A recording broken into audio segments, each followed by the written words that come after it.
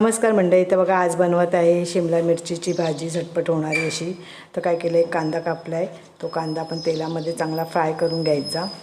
कांदा फ्राय झाल्यावर त्यामध्ये लाल तिखट, हळद आणि गरम मसाला टाकून घ्यायचा आणि मसाला पण छान फ्राय करून घ्यायचा. मसाला फ्राय झाल्यानंतर त्यामध्ये टाकायची शिमला मिरची आणि बटाटे.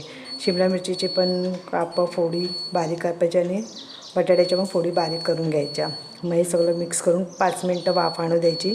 आता वाफ आली आहे चांगली. आता त्याला मिक्स करून परत त्यामध्ये चवीपुरती मीठ घालायचं, शेंगदाण्याचं कूट आणि कोथिंबीर घालायची आणि सगळं मिक्स करून परत एक 5 मिनटं वाफ आणू द्यायची छानपैकी.